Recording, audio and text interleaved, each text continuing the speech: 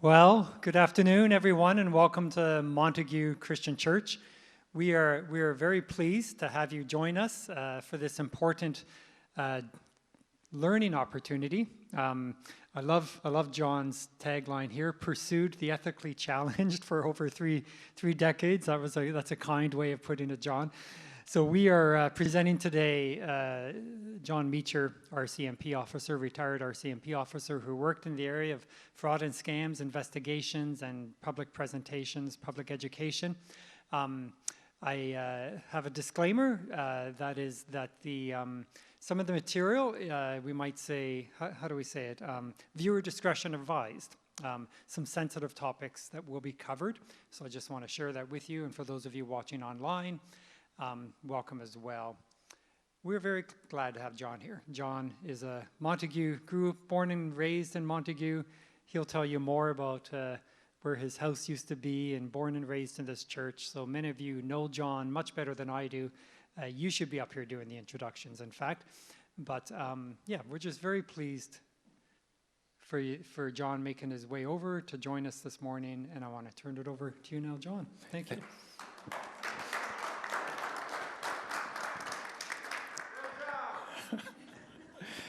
Thank you. Whoops. Is that too loud? Okay, good. So thank you very much for the kind introduction, Paul. Yes, I wasn't born here. I was born in Toronto, so therefore I never got my island identity.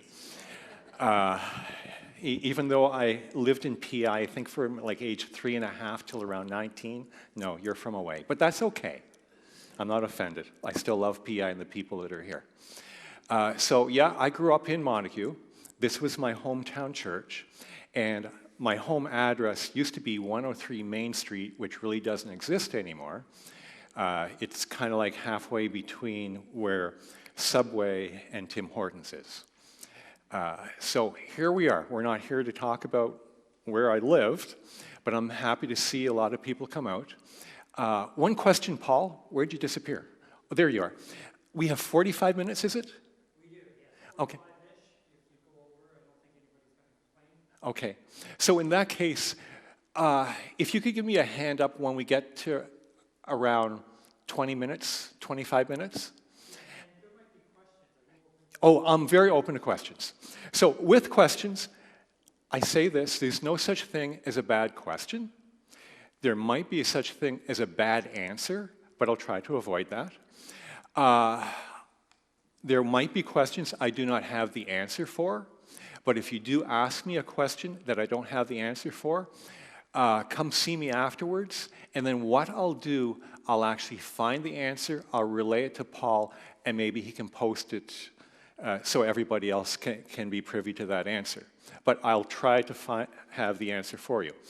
But that said, I am notorious for going off track, especially when I'm asked a question.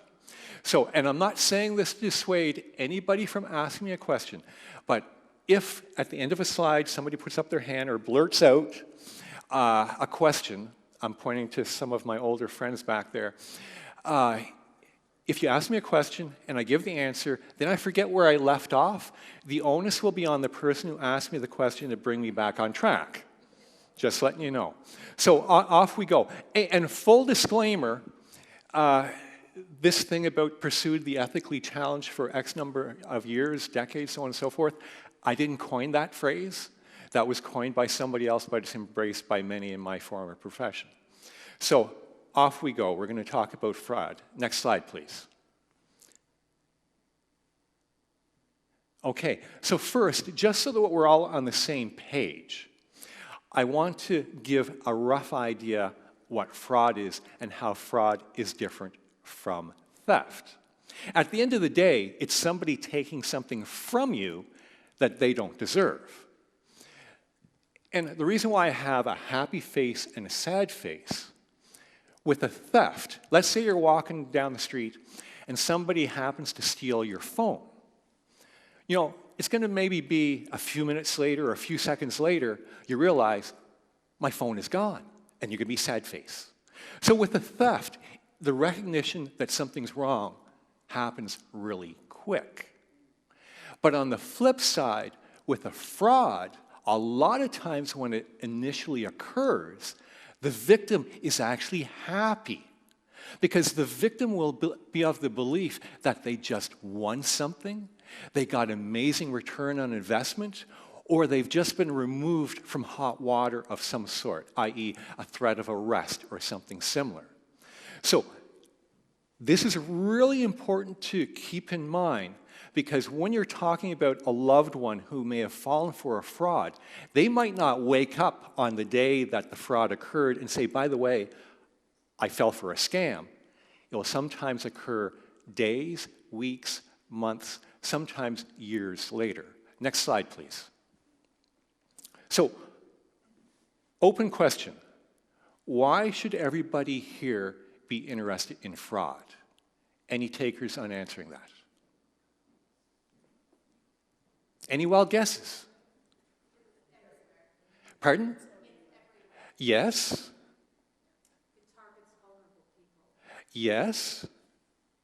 And I will tune into or try to define what vulnerable is a couple slides down the road. But next slide, please. So there's a couple big reasons why we should be interested. And number one, it's everywhere. And because it is everywhere, it's really important. Good afternoon, David. You see, I already forgot where I was going. So because it's everywhere, and with the internet and phone scams, fraudsters have never had it so easy to reach out to future victims. So one of the big takeaways I want for everybody to become informed, hopefully through the process that we're going to go through. And by the way, I tried to stay away from death by PowerPoint. Like, I'm not going to discuss a scam in terms of this point, this point, this point, this point. I usually try to mold it around a personal story related to that scam. So, it's important for you to become aware of what the scams are, how to avoid them, and what to do if you or a loved one should fall for a scam. But most importantly, and this is the biggest, to me, fraud awareness requires us to take the message to those who need it the most. And I'll give you a little hint, that's basically everyone.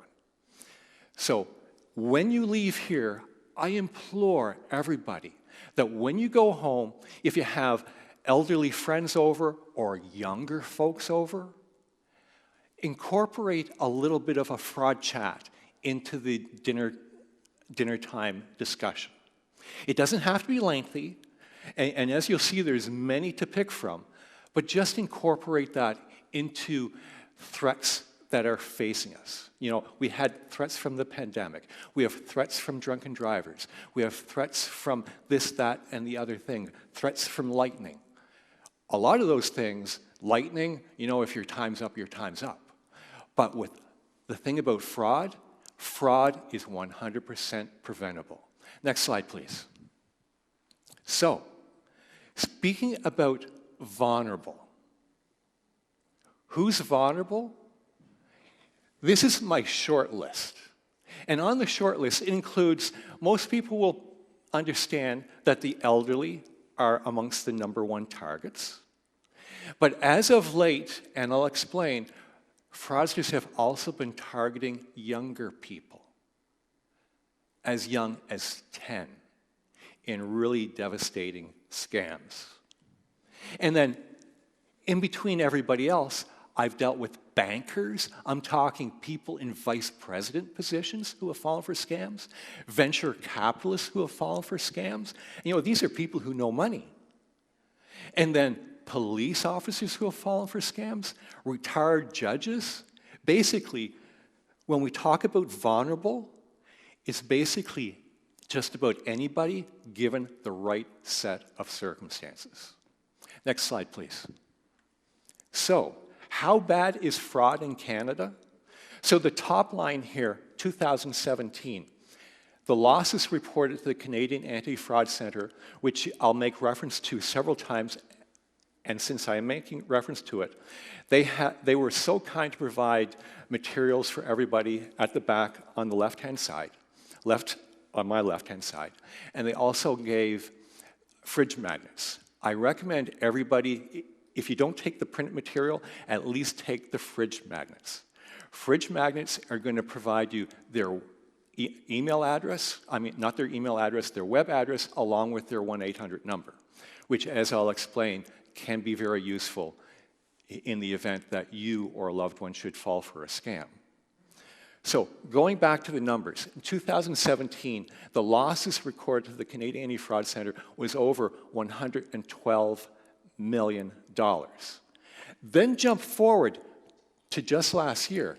That amount is already over $530 million. But, next slide, it gets worse. Because last year and every other year prior to that, those numbers, last year, $530 million. That's a lot of money. That's Canada-wide. And that's, for the most part, just phone and online scams. It doesn't take into consideration multi-million-dollar Ponzi schemes. Phone and online scams have the ability to reach just about everybody. So, when I mentioned $530 million, we're just scratching the surface because fraud is extremely underreported. Underreported to the point where it's between 5 and 10%, which means fraud in Canada is a multi-billion-dollar criminal enterprise. Next slide. So, fraudsters have multiple different tools. The tools range from robocalls, which everybody has had. It's a simple tool that simply calls number after number after number till they get somebody. And they also call number after number, leaving voicemails. Very useful tool for the bad guys. Spoofing. Spoofing just means that fraudsters have tools where they can make it appear an email is coming from me, where it's actually coming from Freddie the fraudster. So when you look in your inbox, it will say, from John Mecher, but when you hover your cursor over who it's coming from, you'll actually see it's coming from Freddie, the fraudster. And the other application fraudsters will use for spoofing, when you see incoming call, and it shows up as CRA, is it the CRA or is it the fraudster spoofing the CRA on your call display? Email compromise. If you've lost control over your email account, fraudsters will then simply use your email account in your name to send whatever offer or phishing lure that they want to send out to the masses. Sucker lists are put together by fraudsters, sometimes by stealing other people's information, sometimes as a result of a data leak. An email provider of mine was breached twice. As a result, I am on several sucker lists due to no fault of my own other than using that particular email provider, which, because I've been using it for so long, I'm not going to give up on it. But as a result, every day, either in my inbox or my junk bin, I'm going to see multiple different offers for just about everything. And delay disconnect. Anybody aware of what delay disconnect is? Who says yes? Can you explain it? They make a call, you want to check with your bank or whoever it is because there's a problem going on, and then when you call, you call them, but you are actually calling a number that goes back to them because they did not make up eligibility. Essentially, yes. So there's a popular scam called the bank inspector scam. Bank inspector scam. So they will call people, and they'll explain that there's something wrong with your account, or they've identified a crooked bank employee, and they want the assistance of that person to help them. And it will eventually lead to the point where the person is going to be handing money over to lay a trap for this crooked employee. But the initial conversation will be, I'll pretend I'm the fraudster. John Mecher, hi, yes. Look, I work for the bank. I'm an investigator for the bank. My name is John Mecher. Yes, that's right, that's right. Oh, and the person will say, this is a scam. I've heard that name before. You're a well-known fraudster. No, I'll tell you what. It's an issue with your account, but we can fix it. But I tell you what, simply take a look. You have your credit card with you? Yeah, I have a CIBC credit card. Okay, perfect. Flip it over. On the back side, you'll see an 800 number. What I want you to do, I want you to hang up, so the victim is being told to hang up, and then there's going to be that delay, couple-second delay. The person will go ahead and dial the number that's on the back of the card, and whatever number they dial, the bad guy will be able to answer and say, yeah, see? And then the person is convinced that it's something real. And then several $1,000s later, they find out it's not. Next slide, please. So another tool that fraudsters love are emotions. And they'll use everything from love to fear to everything else in between, and I'll expand on that. Next slide, please. Open question. Is fraud a violent crime? I see nod. Yes. Why? Because they're trying to steal your money. Okay, the answer is they're trying to steal your money. I'm looking for something darker. Is fraud a violent crime? Emotionally? Yes, yes. Emotionally, absolutely. And let's take that a couple steps further. Mentally? No. Pardon me? Physically? No, I think somebody back there is... Did you have the answer? No? Okay. Next slide, please. So, victim impact. The number one reason why fraud is so underreported is embarrassment. And so, the victim impact, stepping back, is financial loss and then the natural embarrassment. Incredibly, there are some victims out there, they'll call me up, used to call me up and say, yeah, I fell for a scam, let's deal with it. So, no emotional impact, but some people have the embarrassment that can then evolve into depression and then, in extreme cases, suicide. This was one of the few things that absolutely shocked me about fraud, was to find out how often people would kill themselves as a result of basically financial and emotional ruination. Next slide, please. My friend Philip, my brother Philip, can you please read this so I don't put my back to the crowd? Sextortion. Fraud alert. July 13th, 2022. The Canadian Anti-Fraud Centre continues to receive reports of victims who have been convinced to perform intimate acts in front of their device's camera and threaten to release images or video unless paid. So, this warning came out from the Canadian Anti-Fraud Centre last year. Sextortion, it presents itself in two different ways. There's the so-called traditional sextortion, where basically the criminals behind it are basically feeding their sadistic appetite to abuse people.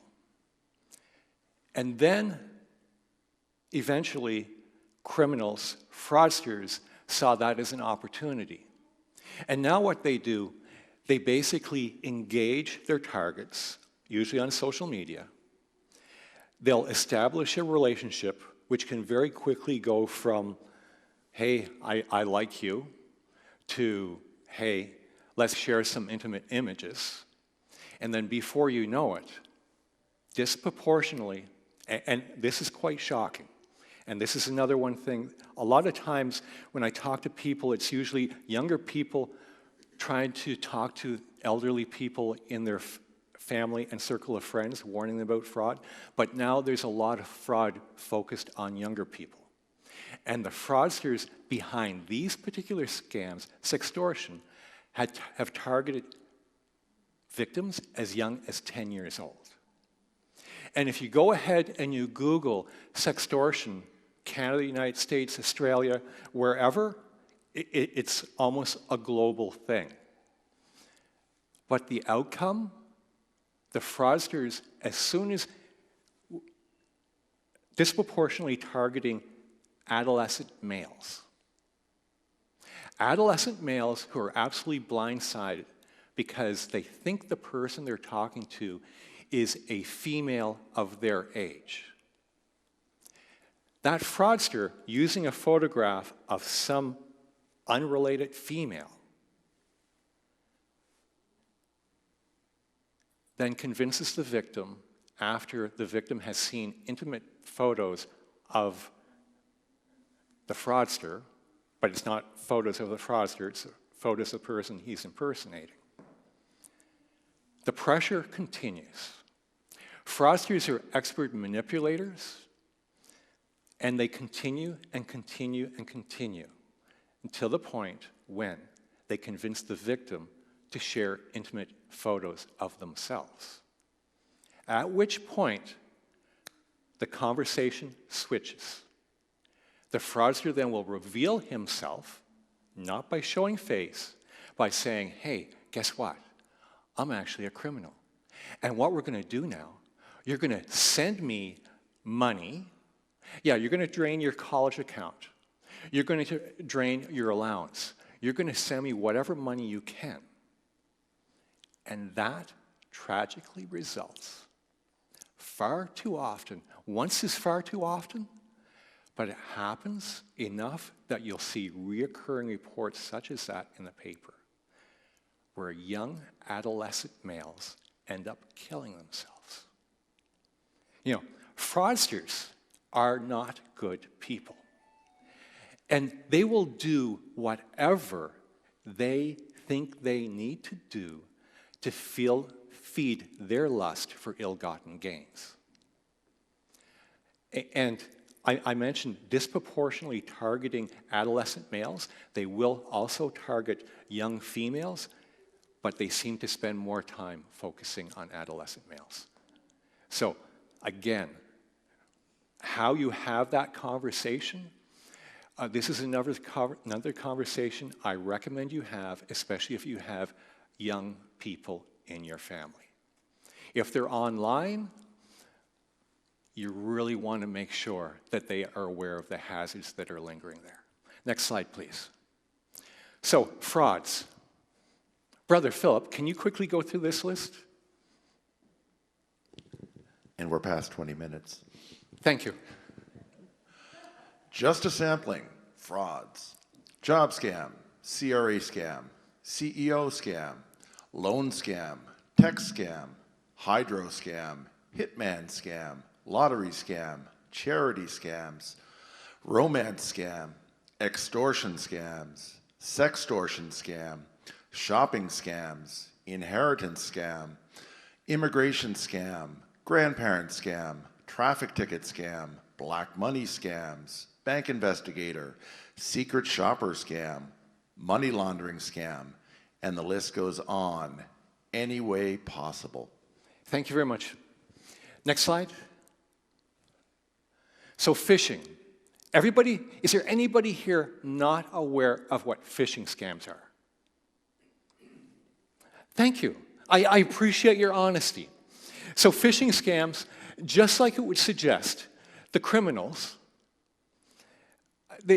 as opposed to the good kind of phishing, where you have a fishing rod and a reel with some bait on it. The bait is the lure.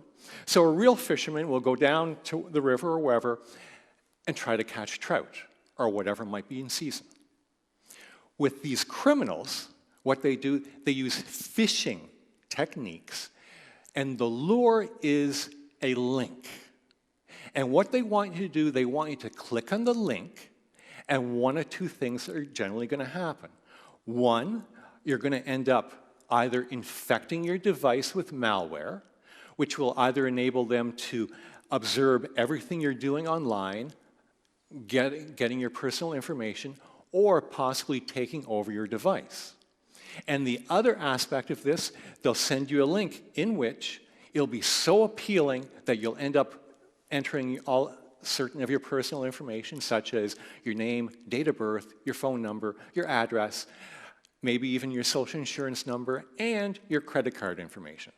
At which point, a couple days later, you'll notice there'll be a couple interesting additions added to your credit card statement. Next slide, please. So, have you seen these before, Darlene? Okay, so basically, fraudsters also love name brands. With phishing scams, a lot of them are tied to either a name brand of a company or a government entity. And Costco is a very popular one. Next slide. McDonald's. Now, could you imagine McDonald's is going to give you a $250 gift card? I think that they have their business down pat, that they don't have to give away gift cards to make money. And one of the clues, and I mentioned earlier, if you have email in your inbox, and you should always be asking yourself, be a doubting Thomas, and say, could this be a scam?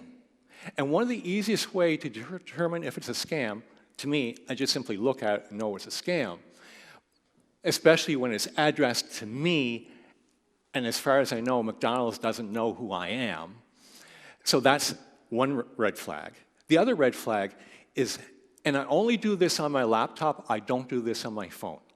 So on your laptop, in your inbox, if you take your cursor and you put it over who it's from, as opposed, like I said, as opposed to showing John Mecher, when you hover over where John Mecher is, you'll actually show up as Freddy the fraudster, or whoever. Next slide, please. A very, very popular and successful technique are delivery phishing scams. Because all this is a numbers game. They send them out from DHL, UPS, Federal Express, Canada Post. It's a numbers game. Because they know that somebody is going to be expecting something, and the follow-up will usually be, you owe another $1.50, and the delivery won't be made until you make that payment.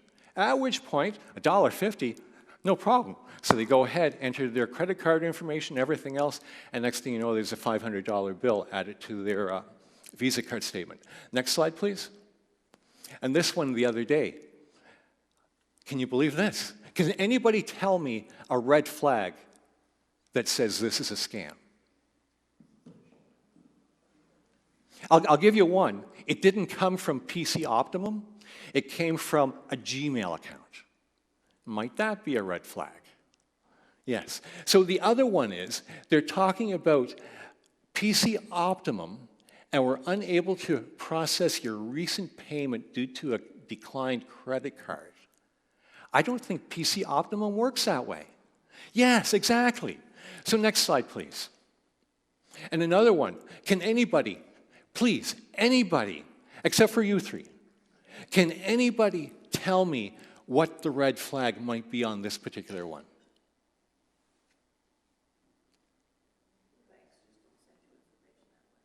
That's right. Banks don't send information that way. But let's concentrate on one particular line. It's supposed to be coming from RBC. So here they have RB.C. Would that be something RBC would be doing? No, that's right. So you have to train yourself to be a doubting Thomas, and you have to train yourself either delete everything, which might be going too far, or taking a closer look. And then when you get these things, the right thing to do, the best thing to do, it's kind of a pain in the backside, but if you report them to the Canadian Anti-Fraud Centre, and on their on their webpage, there's actually a portion there, a portal, where you can actually report suspicious emails, phone numbers, and everything else. And I say it's the best way. There's multiple different ways that you can report these frauds, but reporting to the Canadian Anti-Fraud Centre is one of the more effective ways because they actually have the ability to disrupt email and phone numbers. Next slide, please. I'll go through these service scams really quickly. One of them, tech support. That was a famous one from like before 2014, and it's still in play. So fraudsters will either call you up saying, this is Microsoft tech support. Yes, we've identified a problem on your laptop or whatever. And some of my friends, they have an Apple laptop and they'll play along with them and they spend 45 minutes, take them down the garden road, only to say, oh, I think I found out why your assistance isn't helping. I have an Apple, at which time the guy hangs up. I'm not saying to do that. But just be aware that if somebody calls you up or sends you a text message or an email saying that Microsoft has identified something wrong with your computer, I would go to somebody else who you trust. Lower interest rates, especially now, the way that our economy is going and with the rising interest rates, that would be a very effective lure to somebody who's possibly facing financial challenges. Home repairs and products. Again, everybody's looking for a deal, and fraudsters know that how they can exploit that. Next slide, please. This one showed up on Facebook last fall. The one on my right, it's like a home, and this was actually identified a home in Dartmouth, Nova Scotia. So right now, in our current economic situation, does anybody think that you can rent a home, not just rent a home, but it's rent to own for $600 a month in Dartmouth, Nova Scotia? David, you're an expert on homes. Is that possible?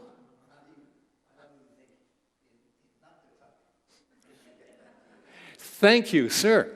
So, it was frustrating enough, as soon as I see something like that, identify as a scam. And I should. So then, I start doing a little bit of digging.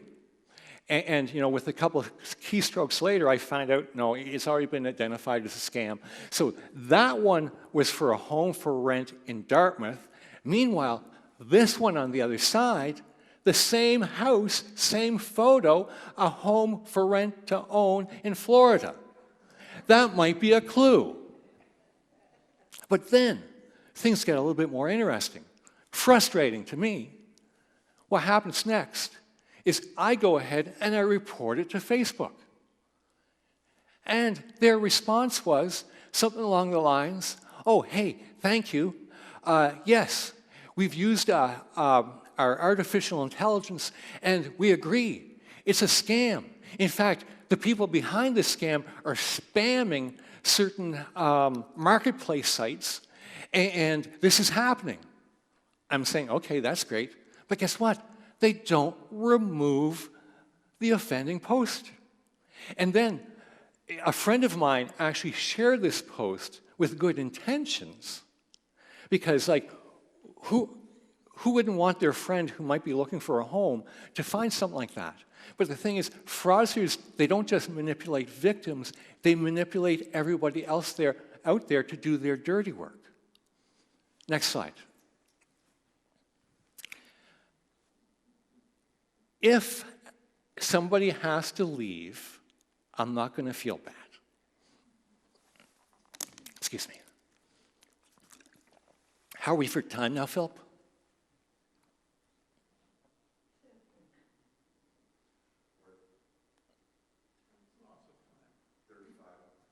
Thank you. Okay. I'll go through this one. I'll try to go through this one quickly. Lottery scams. So for each one of these scams that I talk about, there's multiple different versions. There's no such thing as a scam done just one way. With lottery scams, a popular one that was playing out a couple years back when I was in Toronto. By the way, I spent most of my fraud years in Toronto and Southern Ontario investigating fraud, just to make that clear. So, with fraud scam, with lottery scams, one particular one was really, really evil. And what they did, so they upped the ante. And what they did, they had a suckers list of elderly people, seniors.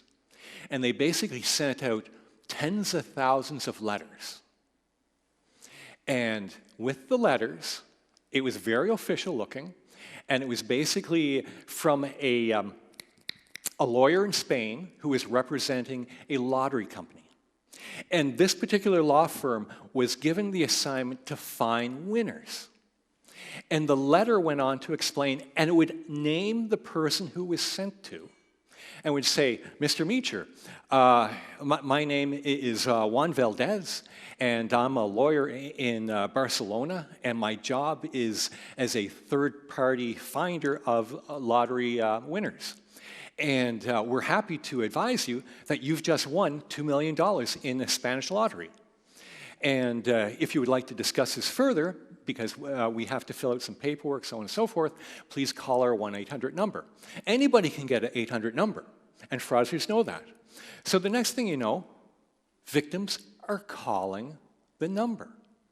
And then it will go something like this. Yes, my name is Juan Valdez. How can I help you? Yes, I live in Toronto. My name is Mabel. And I'm a little bit confused. I never entered any Spanish lottery. Oh, just a moment. Did you ever go to the mall where you fill out one of those little pieces of paper and you put it in a ballot box? It might have been like for a survey or something. Oh, and then they go, oh yeah, I did do that. Yeah, that's right. So you actually did enter it. So just confirming your address.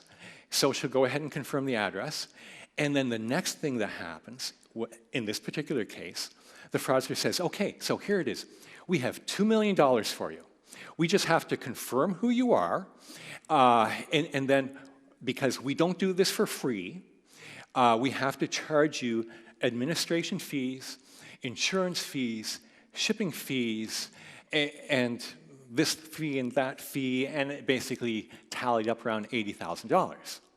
So on this particular occasion, the victim says, well, if I won $2 million, why don't you just subtract $80,000 from that? Good question. To which the fraudster, and the fraudsters will always have the answer. Well, you have to understand, we're a third party. We don't actually cut the check. We just facilitate getting the check from the lottery company to you. Oh, okay, I understand. So how do we do this? Well, we can do this by online banking. Oh, I don't do online banking. At which point, Juan Valdez was ever so helpful by saying, hey, guess what?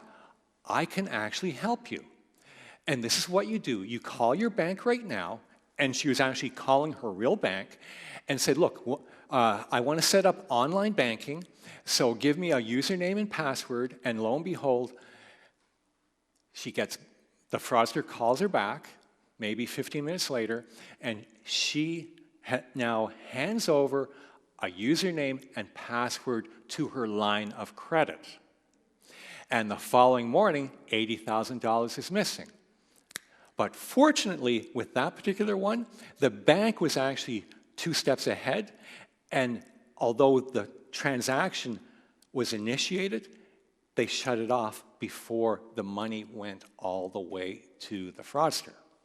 And that goes back to one of my original statements, realizing when a fraud took place, usually the onus is on the victim to do something, but every now and then the system will work in favor of the victim. Next slide, please.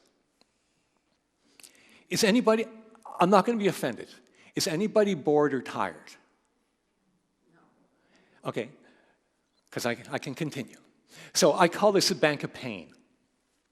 Again, going back a few years, we were investigating, doing a follow-up investigation on a group that targeted a refugee. Yes, refugees get targeted all the time. And he lost like $42,000 in inheritance scam.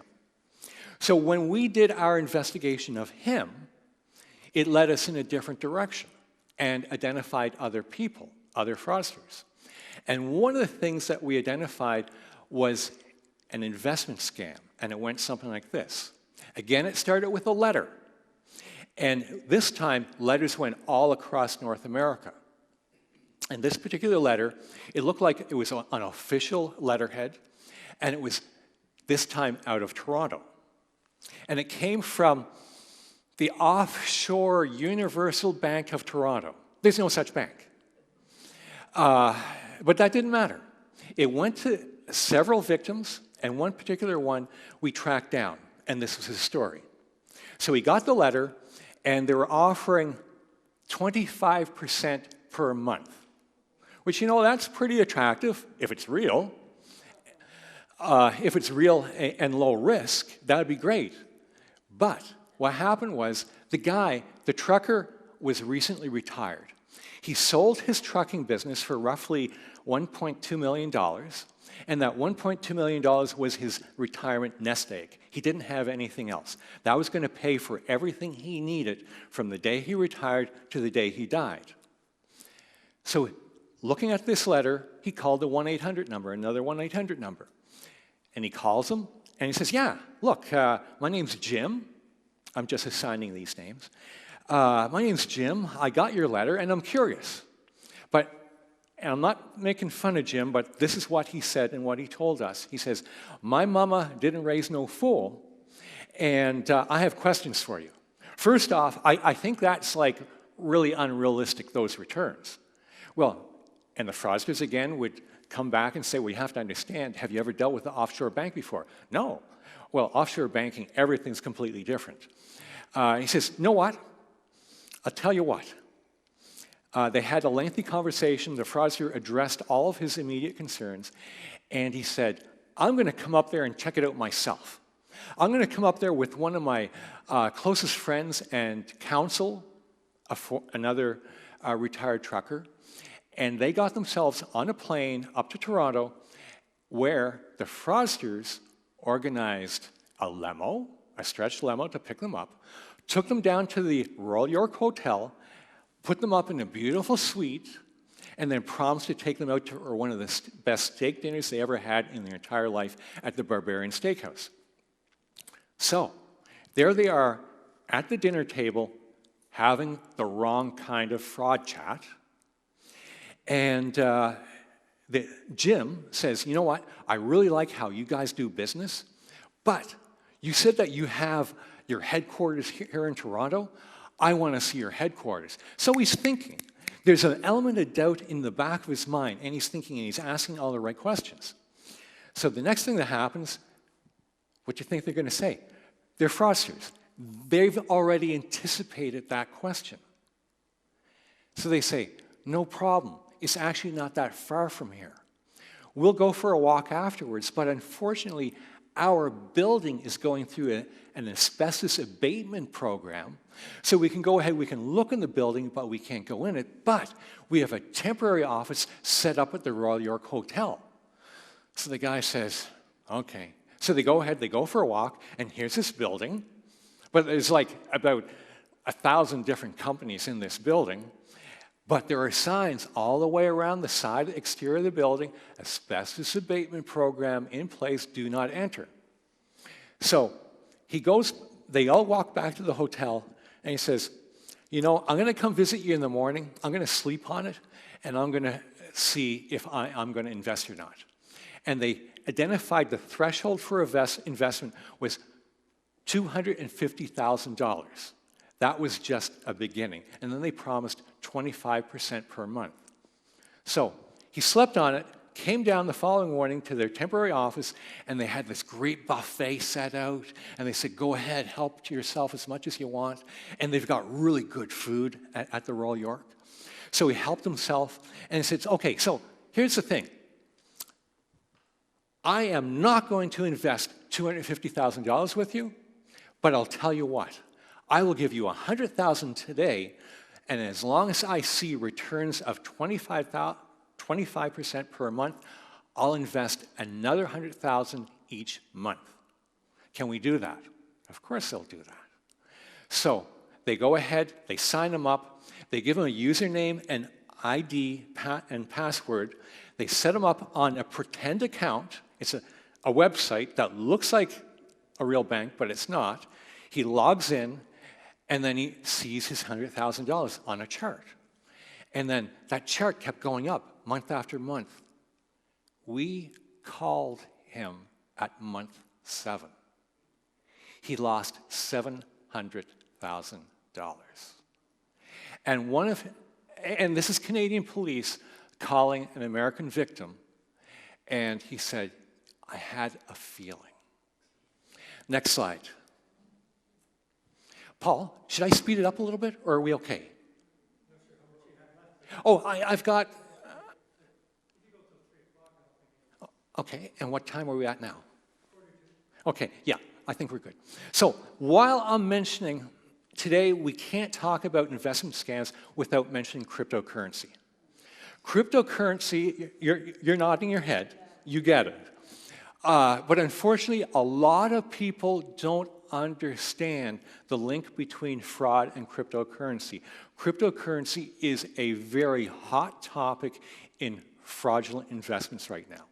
And fraudsters will use cryptocurrency on two fronts. Simply using it as a theme where no money is actually going into cryptocurrency is one theme, is one aspect. And the other aspect, fraudsters love cryptocurrency because you can get money from point A to point B on the opposite side of the world in like a nanosecond.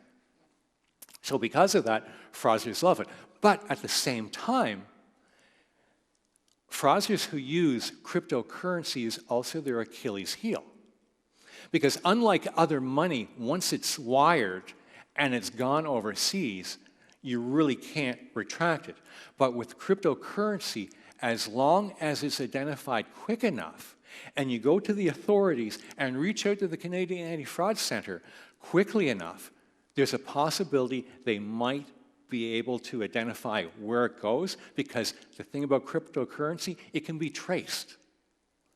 And it's very, very advantageous for law enforcement to be aware of that, to be able to do that, but not every single police agency has that capacity. But where police agencies don't have that capacity, the Canadian Anti-Fraud Centre can assist police agencies. So keep that in mind. If a friend or loved one ever loses money via cryptocurrency, act and act quickly. Next slide. Hitman scam. This is a quick one. This is an odd one, extremely underreported, and for a good reason. Because basically, fraudsters will call up people, send them a text message or an email, and basically say, "Dear friend, somebody in your office doesn't like you and has paid me to kill you." You laugh, but the thing is, people will fall for it. Because again, given the right set of circumstances, in one particular situation, there was a gentleman in Waterloo, Ontario, and he was having a rough day. He worked with a bully in his office, and the bully dominated the printer. This sounds foolish, but it happens.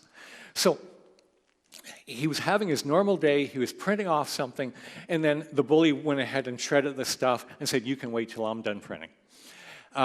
So he goes back to his desk and he can't wait to get out of there, and he goes home to try to relax. He gets on email to see if he has anything that might cheer him up, and it's a, "Dear friend, I've been paid to kill you. I won't tell you who, but they're paying me $10,000 to kill you. But I'll tell you what, I'm getting sick of this way of life, so I'll give you an opportunity. If you give me $10,000, I'll make this problem go away." So the guy sent this hitman $10,000, and lo and behold, he wasn't killed. But the delay, it wasn't until like 6 months later who he was talking to somebody and finally confided, at which point he realized he fell for a scam. Next slide, please. This is a really big one Canada-wide right now. Has everybody heard of the grandparent scam? Let me put it this way, by show of hands, who hasn't heard of the grandparent scam? Thank you. You know what? I love when honest people put up their hands. No judgment from me. In fact, I love you for acknowledging that. So it's the grandparent scam / emergency scam. And it has two different names because it primarily targets grandparents, but it has also targeted other relatives of, usually there's a younger child, nephew, niece, or something else in play. So the fraudsters will make contact, usually by phone, and say, "Okay, hey, my name's John Mecher, I'm with Montreal Police. We've arrested your nephew, your grandson, your son, whoever, and to arrange for bail, you have to pay $8,000. And then they'll go ahead and they'll say, "Okay, how do we send that money?" So Previously, in years gone by, money would be sent by Western Union, MoneyGram, and different techniques like that. Now, what the fraudsters are doing, although the old techniques are still in play, now what the fraudsters are doing is they're actually starting with a phone call, mostly, and then they'll say, okay, one of our people, it'll be either a police officer, a court official, or a bail bondsman who will then come to your place to pick up the money. So the person then will show up at the front door of some sweet 84-year-old not all 84-year-olds are defenseless, but they will often show up and they'll make the demand, say, okay, so do you have the $8,000? And then after they've already coached and groomed this poor little lady to go ahead and get the money, she has the money and she hands it over. The nice thing about this particular scam is often the victim will realize the second that the money is handed over that they've been defrauded, and they'll call the police right away. So when you have fraudster that is present, it's a whole lot easier to catch them versus when everything is simply done online. Next slide, please. And we are getting closer to the end. So there's impersonation scams and extortion scams, and a lot of times they dovetail together.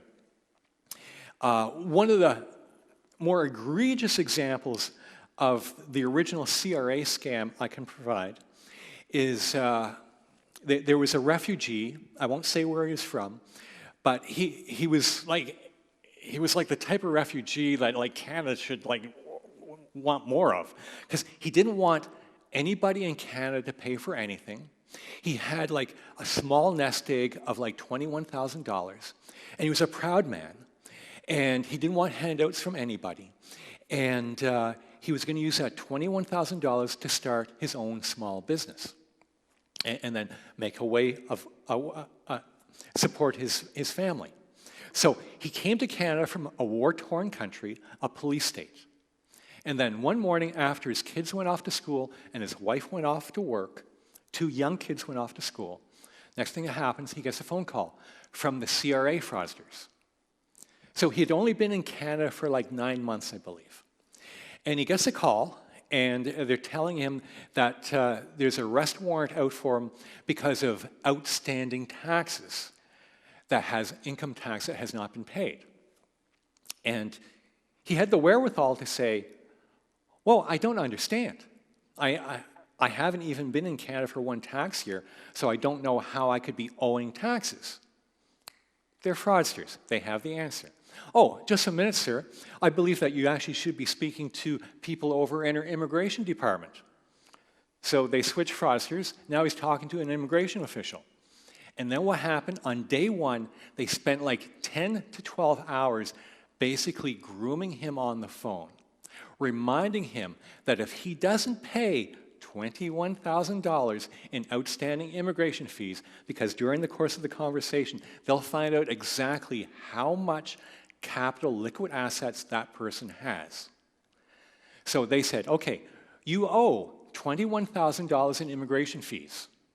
And what we're going to do, we're going to go through the process today. So basically for 10 to 12 hours, they emotionally hijacked him, held him virtual hostage, and basically primed him for the process he was going to go through the next day. And he was told to tell nobody. And if he told anybody, he would go to jail, his wife would go to jail, and his 2 young kids would go to jail. And 3 days after being put in jail, they'd be returned to their country of origin, which is the last place they wanted to go. So, again, these are expert manipulators. The following day, they basically had them going from one Western Union to another MoneyGram, to another MoneyGram, until $21,000 was sent overseas. And again, like many other frauds, it was several months later when, as a result of a conversation, he had to explain where the $21,000 went. He was done, and the money was gone. Next slide, and we're getting close to the end. And from the same people who gave us the CRA scams, also gave us the SIN scam. So originally, the social insurance number scam, it was largely revolved around identity theft. And then they decided, let's do it differently. So now what they're doing, and this letter, by the way, is from the Canadian Anti-Fraud Centre, which they posted on their webpage. So what they're now doing, these particular criminals, is they're saying, okay, so there's a problem. You violated our terms of agreement pertaining to your social insurance number, and you should give us a call at this particular number. So the victim gives them a call, and they're, again, master manipulators. This is basically a phishing lure of sorts, except they're now going to be talking to somebody as opposed to just handing information over. And once they're on the phone, they know they have a live one, and then 8,000, 16,000, 64,000, whatever it is, that money is quickly gone. Next slide. And then the fraud within a fraud. If you didn't think that's bad enough, fraudsters will now come back to victims of many different frauds, and they'll identify themselves as either an official from the CRA or law enforcement and say, oh, by the way, we've identified that you fell for a scam previously, you lost $100,000, and if you pay what we've done, we have a process in place and you have to pay administration fees, we'll be able to get all that money back so long as you pay an administration fee of 10% of what was lost. So if you're a victim thinking you're going to get your $100,000 back, $10,000 is money well spent. Unfortunately, it's another fraud. Next slide. Romance scam. And this is going to be the last scam I'm going to discuss. And where we are for time? Okay, I'll speed it right up. But can I eke it out 5 more minutes? Because this one's important. But again, I'm not going to be offended if somebody or half of you or 3/4 of you should decide to leave. I'm okay with that. I've got pretty thick skin after what I've done. So, romance scam. Do you think there's a cutoff, age-wise, for romance scams? That's right. So there I was. At this time, I was actually working out of a fraud joint forces operation downtown Toronto. And it was led by the Toronto Police in partnership with the OPP, a couple other organizations, and the RCMP. And I'm sitting at my desk trying to catch up on paperwork, which is like a continuing theme. And I get a call from an American fraud investigator. And she says, John, my name is such and such. I got your name and phone number from somebody. So right off the bat, I'm thinking this is a fraudster. So I said, okay, before we go any further, she says, you have to confirm who I am. Yes, that's right. So look, tell me what agency you work for. I'll look it up, and I'm looking it up. I said, so if I call that number, will I be able to speak to you? Yes. Ask to speak to me, and you'll get transferred. Okay, please hang up. Then I go over, because I'm leery, I go over to another desk, and I call that number. So I'm speaking to the same person. Okay, we're on the same page. How can I help you? Okay, John, I want to talk to you about Martha. Martha is 81 years old. And her family just found out the reason why she sold her $400,000 house like 6 months ago. She's involved with a guy online. She's in love. She's found her soulmate. And her concern that particular day, Martha was going to be hopping on a plane going from southern United States up to Toronto to hand deliver $26,000 over to her lover's friends. And her lover was supposed to be in Germany. So I said, okay, what I'm going to do, I'm going to start heading out to the airport right now because I think I had like 2 hours to get out of the airport and I'm downtown Toronto, right in the middle of rush hour. I might end up using up my full 2 hours. So look, I want you to send me a detailed description, a photo, and flight information. So there I am driving out to the airport, and yes, I'm looking at my phone as I'm calling somebody. But supposedly at one time I could multitask, I can't anymore. So I'm calling one of my friends from CBSA, and I say, okay, CBSA officer, I have a big ask. I've got Martha coming in.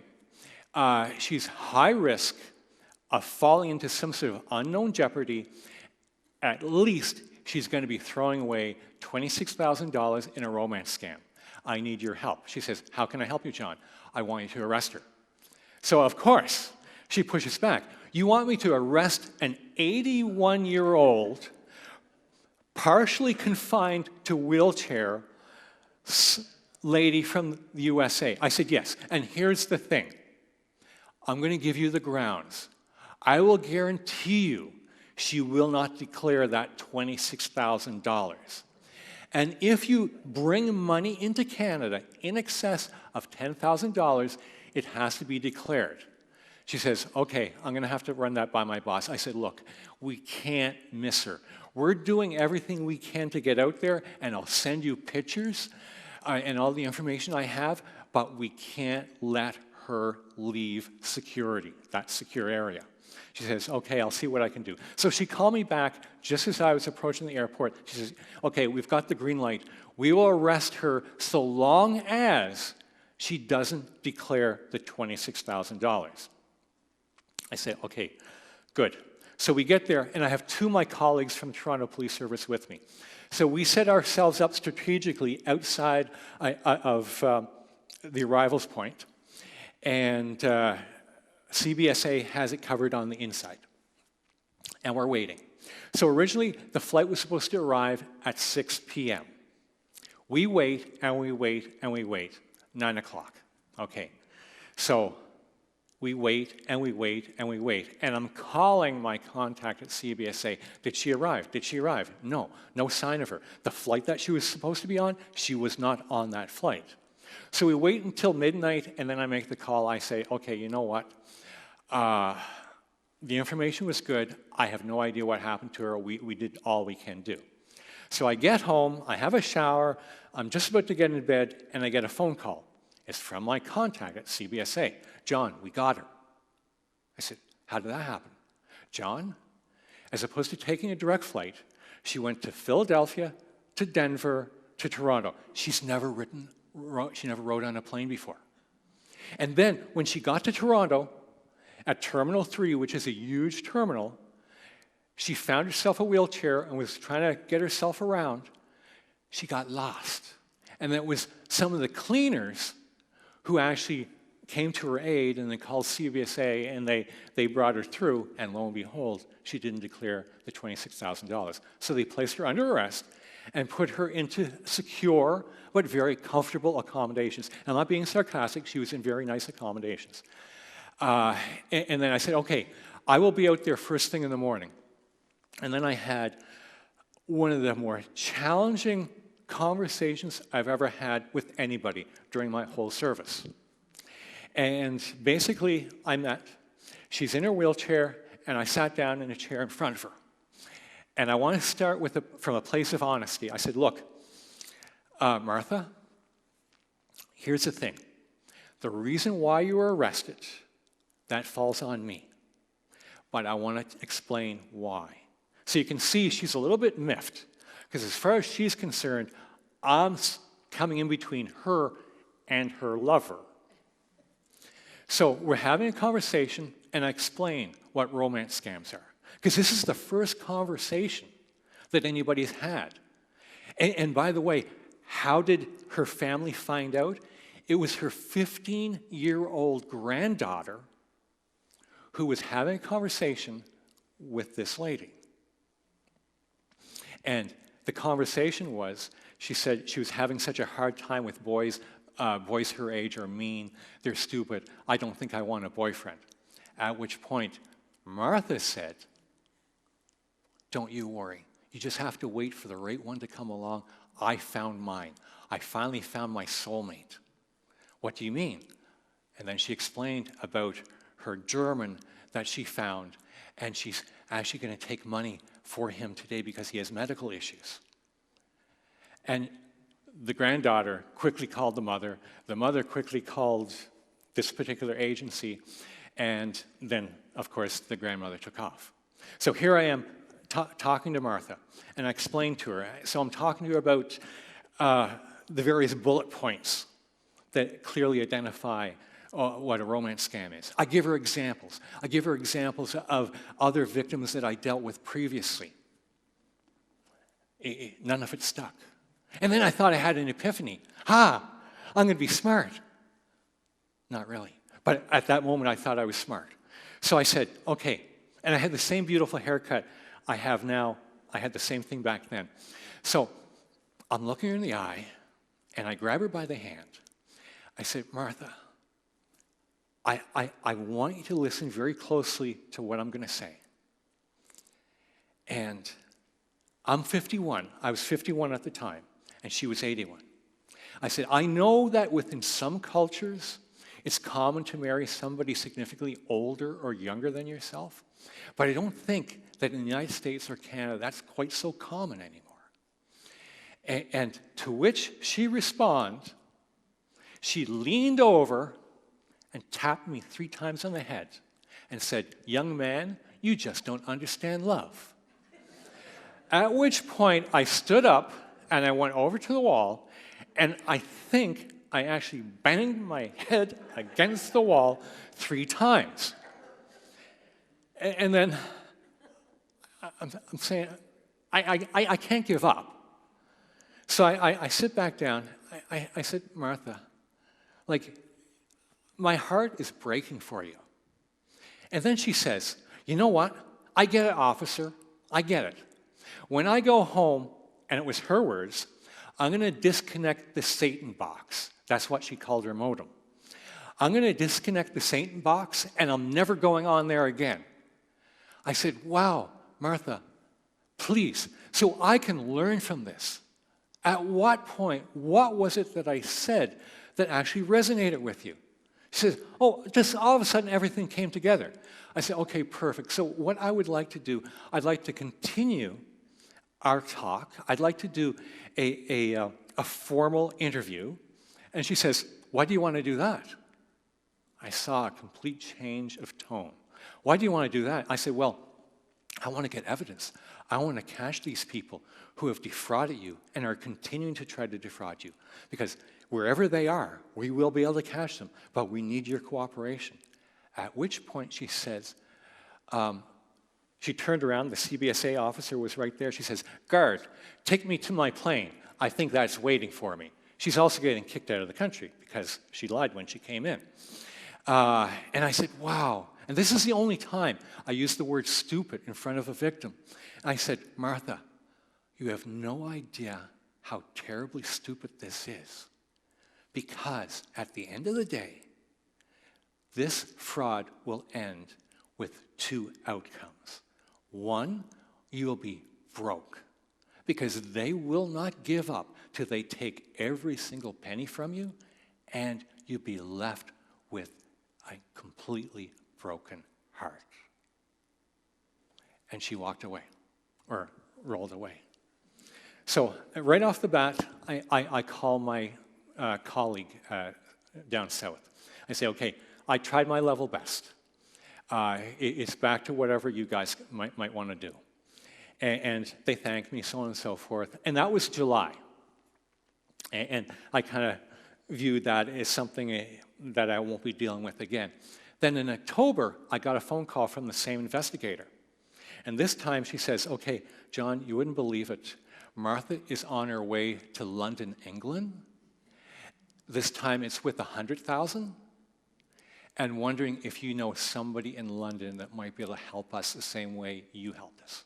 So I said, give me 15 minutes. I found somebody, passed the information on, and they did the exact same protocol I did. So the problem with romance scams and some other scams, once somebody starts believing, it's almost impossible to convince them otherwise. Next slide. So, and now I'm tying things up.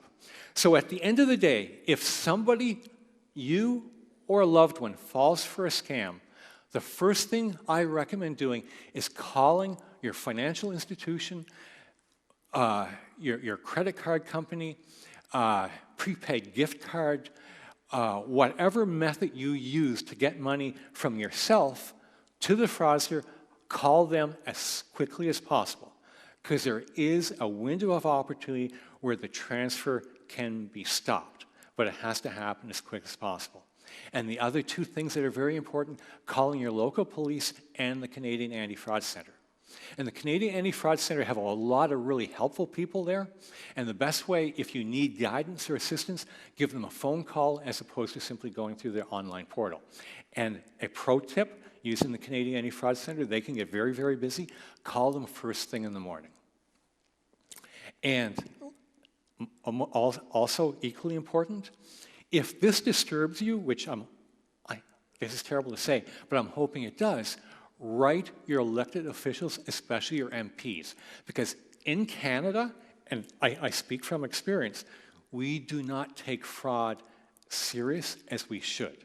This is not at the level of priority as it should be. We should be able to go to bed at night knowing that our youth aren't being targeted by vicious people that will run them into the ground, or our seniors. Seniors should be able to live the rest of their life without having concerns such as this. Next slide. And this is a quick summary. Just to be leery, anybody asks you for money or your personal information. Be ready to step away from that conversation. If CIBC is calling you, think to yourself, is this really the CIBC? Is it really the CRA? Trust me, all these organizations understand if you have to hang up and pause, maybe go make a cup of coffee, maybe call from your cell phone, whatever it is, to have some sort of distance between when the call was made, just to make sure that the delayed disconnect isn't going to be exploited. It's okay to hang up. It's okay not to provide answers. You can always call this agency in question yourself just to confirm, and be leery. Tell two. Share this information with others. Be a doubting Thomas. Next slide. And the Canadian Anti-Fraud Centre, as I said at the beginning, if you want more information about frauds, they are an excellent resource. And I recommend, bare minimum, you walk away with one of these all-important fridge magnets. Next slide. And something I try to live by. Don't let fraudsters be the first to discuss a scam with your loved ones. You be the first. And folks, I know I went into some overtime, and I apologize, but I didn't see anybody going to sleep. So I'm sorry, Paul, if I went on. But any other questions?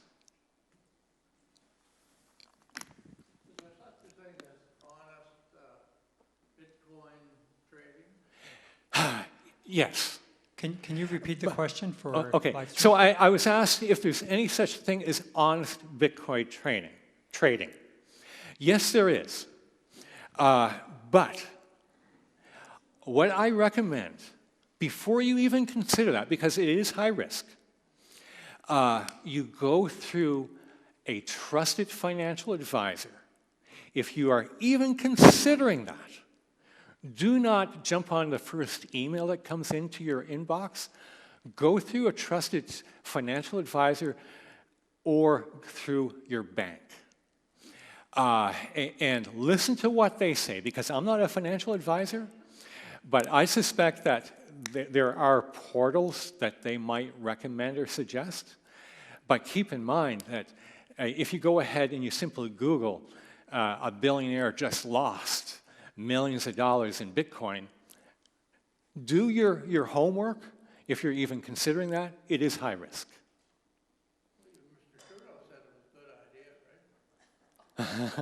Okay. Okay. Trust me, politics is something I love to discuss, but this really wouldn't be my forum. Any other questions about fraud? So we're good? Yes. Does it help to change your password for accounts? Is that helpful? Yes, so long as your device is secure.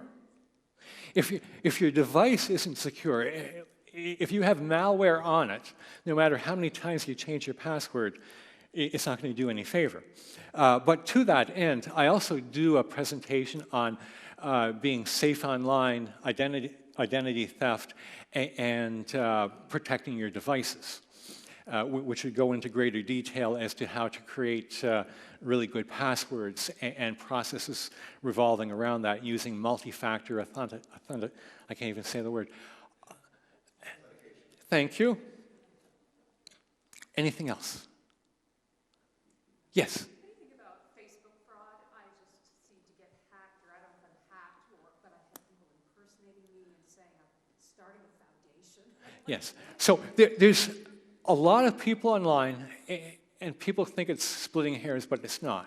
If somebody hacks your account, they've taken over your account, and you can't control it. Whereas what's happening is something called cloning. Yes.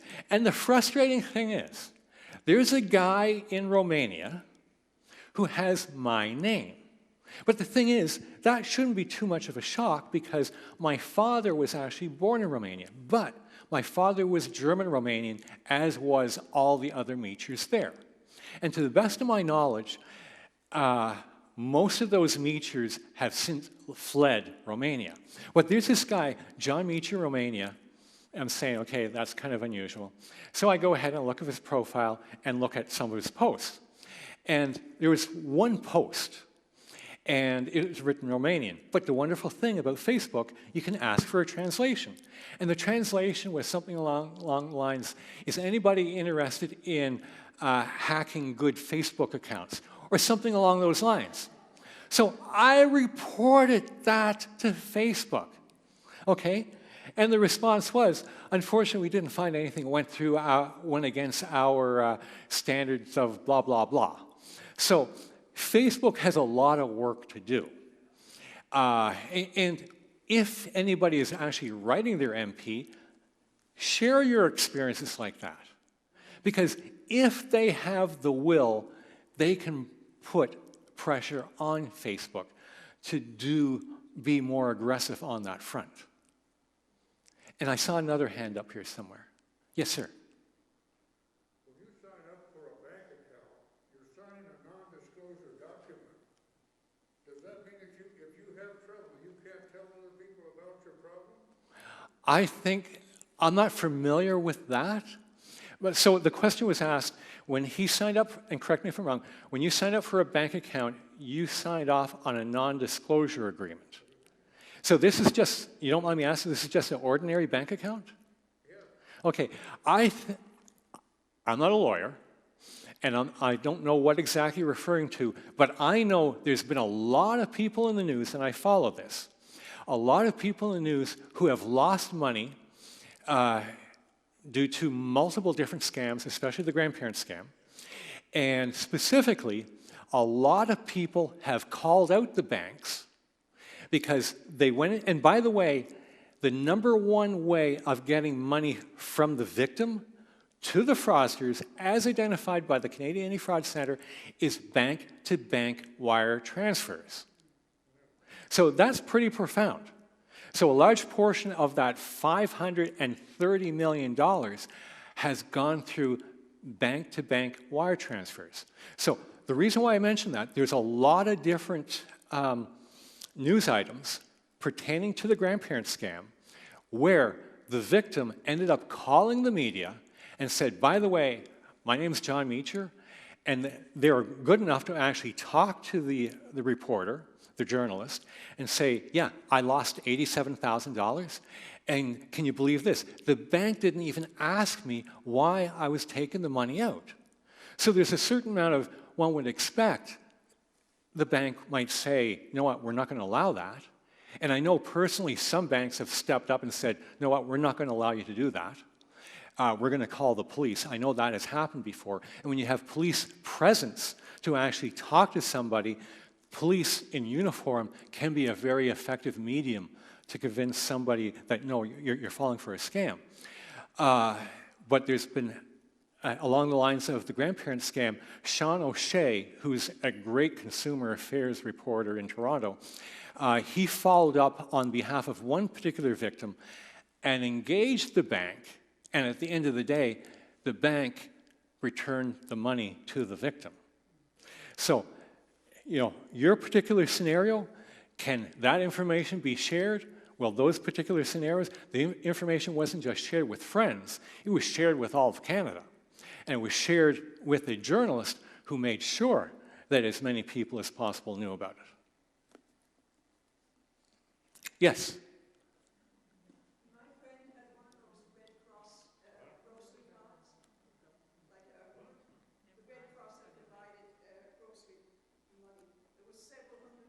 Okay. Not been out of her handbag. She got her groceries and she went to the checkout to pay, and there was no money left on it. Okay. That's absolutely discouraging. Did she follow up? Okay. I would suggest to her that she should go back to the Red Cross or whoever gave that to her and explain that this is empty, because if she still has the card, they should be able to identify where the funds were removed, or possibly there was an error and there weren't funds put on it in the first place. So I would suggest that as the first action to take. And then, if she has issues in getting the money that she was promised, I would suggest she should call a local reporter and say, look, I have a story for you. And that might be a little bit too much for some people, but I really encourage victims to engage reporters more often, because the more this is out there, the less people are embarrassed. The less people are embarrassed, the more people will be reporting it. The more people that are reporting it, the greater pressure will be put on police to put more resources. Just as a follow-up, somebody suggested that if you're standing there with your handbag, somebody can scam, or somebody standing behind you in the line, and someone can scam your card. I don't know if that's possible. Okay, so are you talking about you're at the checkout? Okay, so there's multiple different scams that can relate at point-of-sales machines. But to be fair, I used to be more up on that. I know it used to be more of a thing that used to happen, maybe about 15 years ago. I'm not sure where that is now. But I would always be leery to make sure that when you're entering your password, to make sure that nobody can see your password. I would also make sure that there's different techniques where the person coming up behind you might actually hold their cell phone over the point-of-sales device for the purpose of actually picking up an infrared reading, and you'll see 4 numbers that are illuminated. And if by chance they were somehow able to get your card information, so now they have your card information and your password, possibly. But I don't know how doable that is right now, to be fair. Any other questions? Can you do anything with offshore fraud? Okay, so what? Nigeria is a famous place for it. So the question was asked, can anything be done about offshore fraud? Specifically, he was referring to Nigeria. And to be honest, no honest conversation can be had about fraud, especially online fraud and phone fraud to a certain extent, without talking about Nigerian fraudsters. Not Nigerian people, but Nigerian fraudsters. Yes, things can be done, but unfortunately, one of the few countries in the world who are actually willing to follow up to the degree that should be done is actually the United States. The United States are very, very aggressive with pursuing overseas fraudsters. To be honest, we're a little bit on the soft side. And it's not because fraud investigators don't want to catch them. We simply don't have the mechanisms in place to make it doable. Any other questions? Okay, I think we're done. Thank you very much.